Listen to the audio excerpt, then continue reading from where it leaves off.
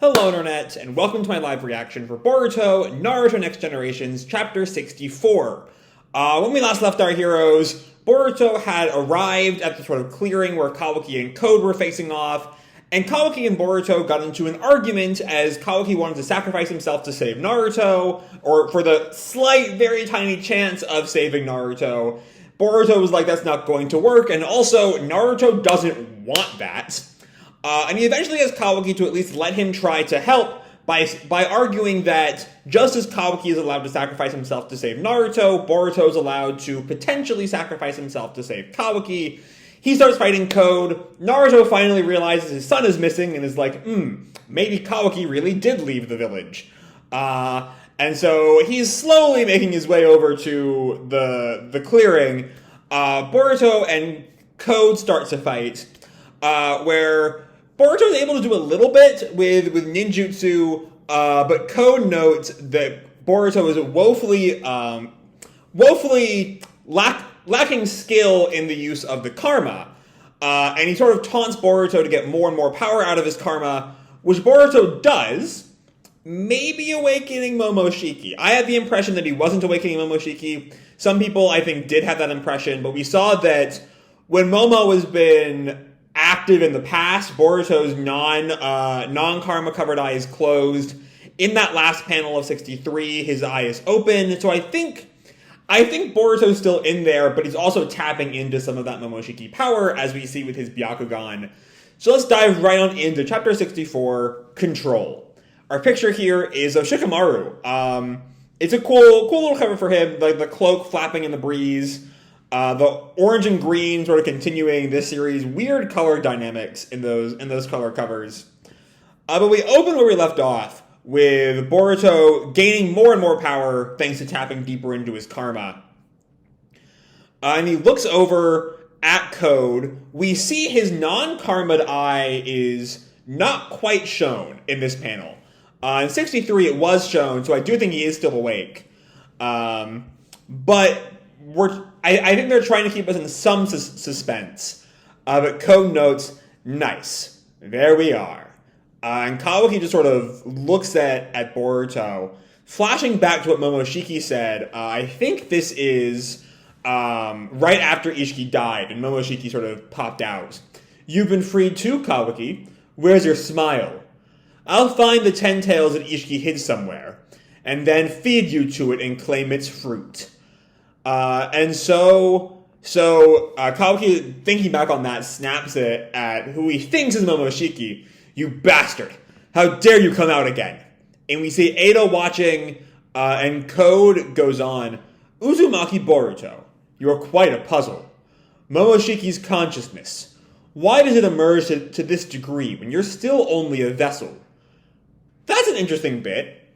Of course, Code also seems to be under the impression that is Momoshiki who's conscious now. But I had figured the reason was just Momoshiki is dead, so all of his consciousness is in Boruto. We didn't see that with Ishiki and Kawaki because Ishiki was alive. But I don't know, maybe that's not quite right. But no, then we finally see Boruto's open, non-Byakugan eye, finally confirming that he is in fact himself. And he tells Kawaki, move back more, Kawaki. It ain't safe. And Kawaki and Code, I think, are both at various degrees of surprise at seeing Boruto the one in control. And Boruto jumps at Code, and Code is sort of confused. Could it be? And Boruto gets ready. Shadow doppelgangers! And he creates 4 shadow clones to come towards Code, who just start taijutsuing him. Code blocks with his claw arm, but he is sort of forced back a little bit. We see the ground crater around his feet. I see. He's stronger. And the clones all come for Code. Interestingly enough, only one of them has the Karma Byakugan activated.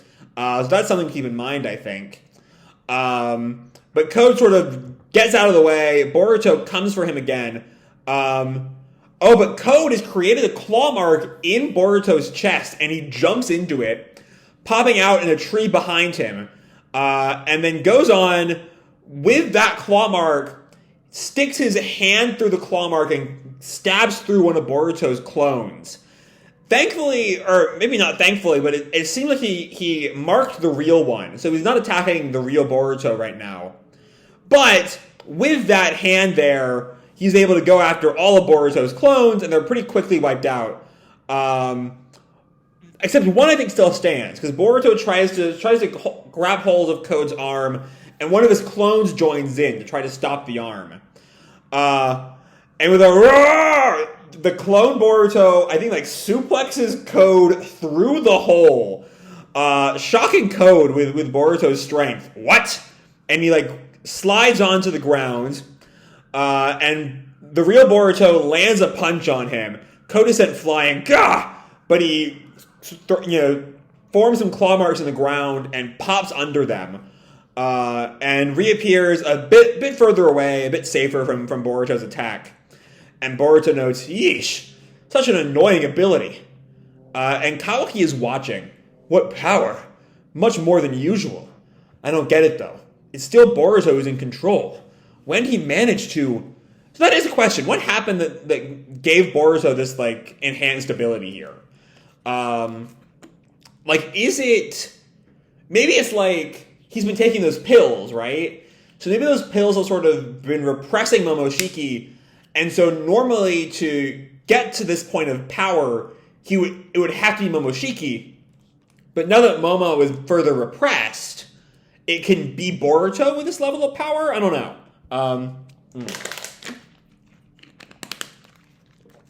Code calls up Ada. Talk to me, Ada. And Ada questions the exact same thing I did. I wonder if it's an effect of Amano's meds. I can't tell exactly what's going on inside Boruto's body, but at the very least, it seems he's now able to channel Momoshiki's power without his mind getting taken over. And Code, who I guess Ada is not filled in about the meds. Meds? I wouldn't write him off. It won't be funny if you go down before you regain your true strength. That use of regain there is an interesting bit, because he's never had this strength before.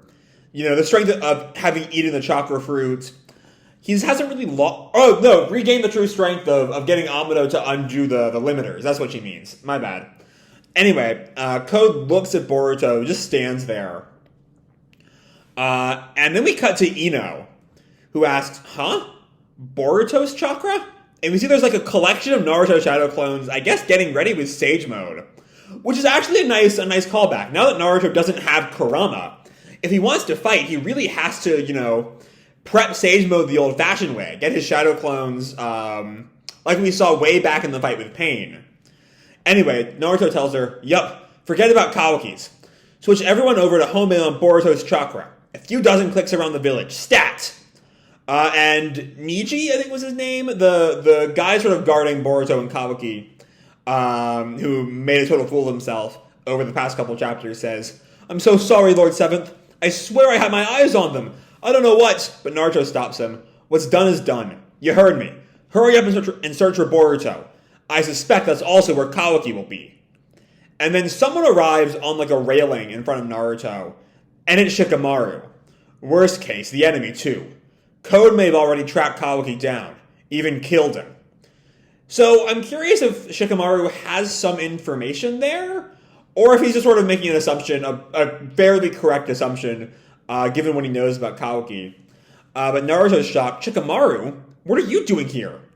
Isn't it obvious? I can't let you go alone. You don't have Kurama's power anymore. It'd be suicide. And Naruto snaps, Are you telling me to abandon the kids? Which is not what he said. He said, I can't let you go alone, which very much says that he's going to go with you. Shikamaru is going to go with Naruto, I think. Shikamaru goes on, calm down. Let me finish. No one's thinking about trying to stop you. And Naruto presses, then, I'm going with you. Since unfortunately, Sasuke isn't back from tracking Code yet. Well, great fucking work there, Sasuke. We found him. And Sai is on Amano guard duty. Which, okay, I mean, I guess if they know where Code is, they don't really need an Amano guard duty. Though I suppose they don't actually know that Code is there. It still does make some bit of sense. Naruto's sort of shocked. Shikamaru? I know, it'll be dangerous. I don't want to argue with you. Just be grateful we're not stopping you. We'll head out as soon as Boruto's located. Naruto seems to accept that, And then Hinata and Himawari come out. Naruto? And Naruto looks back. Hinata? I'll go too. I can't just stay still. Oh, please let Hinata actually fight. I want to see Hinata. So I'm going to go on a bit of a tangent about Hinata. Because on the one hand, given Hinata's backstory and her initial reluctance to become a shinobi, and it was largely based on the kind of her undesired role as, the eldest child of the clan head, she's the one character I'm least frustrated to, not be a ninja anymore, or to take a far less active role in ninjaing. Her retiring from ninjahood and becoming a housewife, more than any of the other female characters in Naruto, that makes sense for her. That's kind of what feels right for Hinata, given, who she is. If that makes any sense. I do, however, wish that we got to see some more of that. No. I jumped several sentences ahead there. I wish we got to see more of her actually still being active, even if not in a ninja role, in this kind of role. And that's my son in danger, and I'm going to protect him no matter the cost. Maybe... might be pushing it, but maybe I just love Izumi Curtis so much that I wanted to be almost an Izumi Curtis figure. Though not quite that sort of level of ferocity. Because that would be a little bit out of character for Hinata, I think. But my point is, I wish we got to see Hinata do more stuff. Unfortunately, the next panel's here. Naruto protests. No way! Think of Himawari. What if something happens to you? Stay here, please. And Hinata looks back at Himawari, and Shikamaru chimes in. I know how you feel, but please don't insist, Hinata. Listen to Naruto, for my sake, if nothing else. God, let her do something, please. She's just always forced back into this sort of background role. Hinata deserves better. But Himawari sort of pulls on her sleeve, Mama, and Hinata looks down at her, Hima. And Himawari sort of looks over at Naruto and says, it'll be okay, right, Papa? You'll come back safely. With Big Bro and Kawaki? And Shikamaru, Hinata, and Naruto all sort of look at her. I think they're all worried to some level. I don't think Hima's quite old enough to, understand the stakes and how drastically Naruto has changed post-losing Kurama. But the adults all do. And they all know this might not be a mission that Naruto comes back from.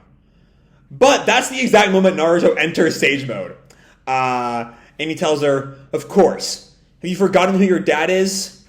And Himawari, accepts that, and we see Hinata in pain, but accepting, I guess.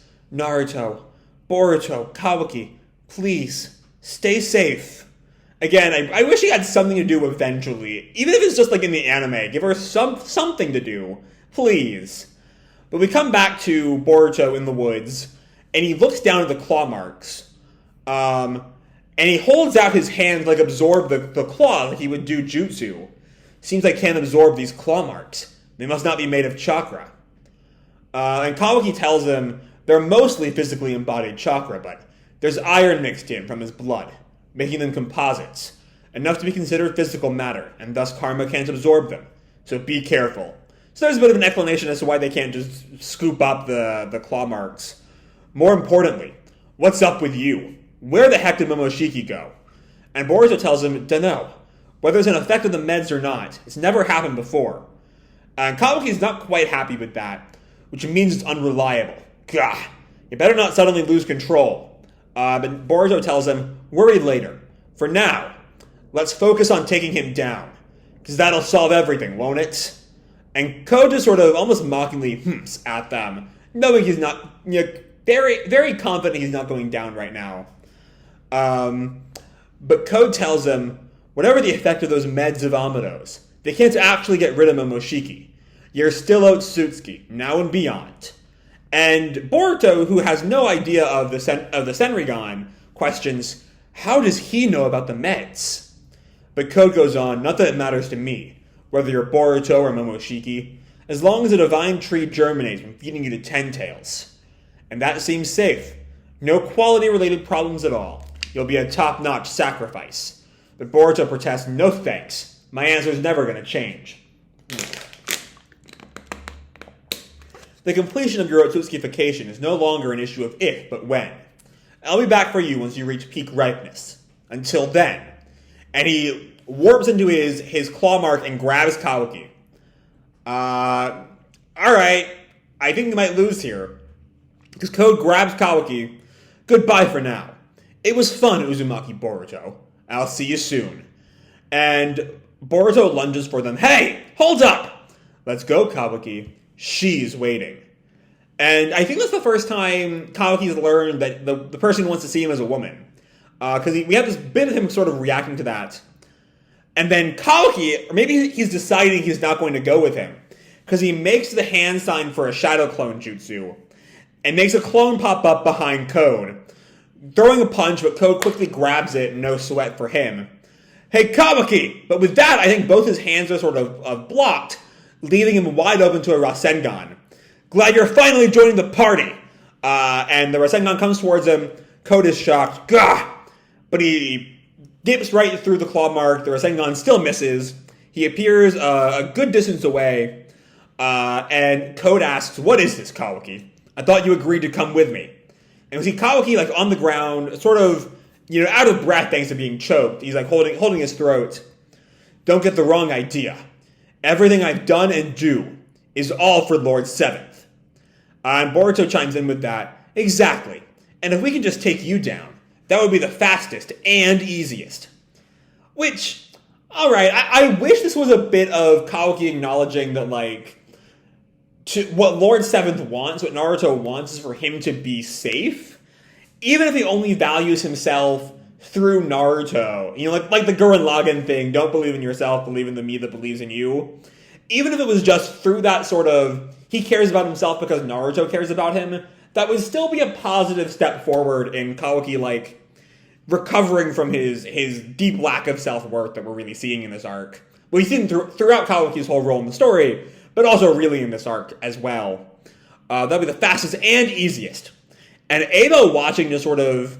We just had this bit of Edo watching. I'm not quite sure what we're supposed to sort of be taking from that exactly. Then we cut back to Code. Gah, I'm starting to get pissed off at both of you. Fine. Let me make this clear. It'll go better for you if you just obey me. And Boruto just taunts right back. Is that all you gotta say? Then come. Let's settle this. And we cut to Naruto, who I guess with his sage... Does his sage chakra give him good sensory abilities? Was that a thing? I don't quite recall. But he notes, I found Boruto, roughly 40 clicks to the northwest. There's someone else, whose chakra I don't recognize. And Shikamaru in a bit of a panic now. Is it Code? Damn it. Ino, you there? And Shikamaru tells her, we know where Boruto is. We're heading there now. Our enemy's elusive. Maintain high alert across the whole village. And Ino notes, copy that. Be careful, Shikamaru. And the main Naruto gets on the railing, leaving his clones behind for sage mode purposes. Alright, let's go. But Shikamaru notes, Naruto, that sage mode of yours. You can't sustain it that long, right? How long do you think? But Naruto tells him, don't worry. Quite a lot longer than before, actually. Call it the wisdom of age. Come on. I'm curious if he's had this in his wheelhouse, but he's never really needed base sage mode with Kurama alive, or if he's done some heavy-duty training in the time since Kurama died. I don't know. Anyway, Shikamaru almost mocks him. Gah, what wisdom of age. But the two of them head off to find Code, and Shikamaru tells him, listen, don't overdo it, Naruto, okay? And Naruto notes, yeah, I know. And they head off to find Boruto. Meanwhile, Boruto is having a bit of a hand-to-hand combat bit with Code. Code lunges with his claws, but Boruto ducks under them and then jumps back up to headbutt Code, and then sends him flying with a kick. He goes right into a tree, but he forms a claw mark so we can go through the tree and up under Boruto. Once again, the fights in this manga are just so good. There's such a great tactility, a great kind of strategic use of jutsu or other not quite jutsu techniques. I've talked before about how wonderfully tactile these fights are. In a way that late Naruto, when Naruto eventually sort of kept upping itself to become, throwing jutsu bombs at each other, sometimes forgot about in its larger moments. One of the best parts of Boruto is the way it retains this kind of early Naruto tactility. So anyway, Code is popping up through that claw, and he just decks Boruto, runs for Boruto, and Boruto seems to be making some kind of hand sign as he's flying. And it looks like... Oh, hold on. Was that... Because we see there's a bit of a shock as Kawaki is suddenly hit. And he notes this is a vanishing Rasengan? Is that what he was doing? It doesn't... Like, it looks more like this sort of hand sign. Not like... Or like midway to this hand sign. Not quite a Rasengan creation. But maybe it is. Boruto lands... and Code creates some more claw marks. Gah! And then he warps through him. Boruto tries to find him. And Kawaki thinks, bastard. Oh, that's my Metalarm, my bad. He used claw mark to teleport away from the Rasengan. Oh, right, because the Vanishing Rasengan is a projectile attack. And so he sees it coming towards him.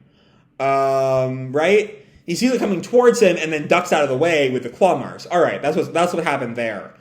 And Code reappears behind Boruto. Notes that was a bit of a close call. I'll have to watch for those vanishing Rasengans. But Boruto notes, damn it, wasn't close enough for us. And Ada tells him, close call. Not funny, you idiot. Quit fooling around. Kawaki just continues to watch this, breathing heavy. He's clearly beat up. Boruto notes, so cheap tricks don't work. Ah, well, I guess we just have to go all out. And then he falls to his knee. Falls to one knee. Kawaki and Boruto are both shocked. I guess he's maybe run out of power? Maybe? Code and Ada both watch that. And we see Boruto kind of grip his chest. Ugh! Gah! And he falls over. Kawaki calls, hey! And Boruto just grips his chest in pain. To be continued. Okay. Alright. So, this is mostly a good chapter. My one problem with it is sort of what I pointed out earlier, is that I can normally ignore Hinata being sort of sidelined like this. Again, she is the character who least wanted to be a ninja, and so who makes the most sense to not be a ninja in this era. It feels weird to still be calling it an era of peace, but in the era of peace, when she retired from ninjadom, it makes the most sense for her over anyone else, and so that's mostly fine. But this is just sort of the most... It's very blatant in her getting sidelined. Specific... I see the argument, we don't want Himawari, if we all die out there, to be an orphan. And Naruto being the former main character, from a story structure standpoint, makes the most sense to be the one to go out there. But I think maybe it would have been better just not really have this scene at all. Rather than call attention to the fact that Hinata could contribute, but just keeps getting sidelined or is never really included. Just don't bring up those problems at all. I think might have been better for the story. But beyond those 3 pages, which I'm not big on, and also just having read Samurai 8 having read even part of Samurai 8, sort of covers how Kishimoto writes women in general. But beyond that, there's a lot I really like here. Even back with Naruto, I love the return of Sage Mode. I think that's just a really... it's the obvious play. It's the power set that Naruto still has access to post losing Kurama.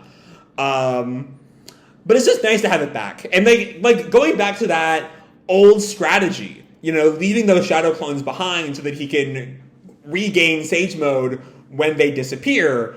Going to what I talked about, a return to an older style of tactility. While I call most of these fights the kind of tactility we might see in part 1, this is, even the pain fight before, Hinata got not quite killed, was much more physical than what we would eventually see later on in the original manga. And I'm always happy for those kinds of callbacks. The pain arc is one of my favorite arcs in the series, because why wouldn't it be? And so I'm happy for that callback. the rest of the chapter is largely just Boruto versus Code, and there's a lot of good shit in Boruto versus Code. The claw marks make for some great sort of strategic bits. I love, for example, Code, like, jumping into Boruto and then using that claw mark and his arm to sort of kill the other clones. That's a real good bit of strategy there. We see, as Code is sort of being sent flying earlier, creates the claw marks so he can sort of get away. He pops through them to dodge the Vanishing Rasengan. There's just a lot of good strategic moments, especially from Code, who has a very, very unique and kind of versatile power. It's real cool. It's just a real cool fight going back and forth like this. It's some quality shit. Boruto fights are top notch. And then we have these last 2 pages as Boruto just sort of collapses. And it's unclear if that's an after effect of the meds or if it's just he taps into that power too deep and he can't quite handle it or something. I don't know. I don't quite know what's going on there. But I'm excited to find out next month. So yeah, I think I'm going to leave this video off here. Hope you all enjoyed the chapter and the video itself. If you did, feel free to drop me a like or subscribe. Do whatever makes you happy, And as always, your life is your own, okay? Bye!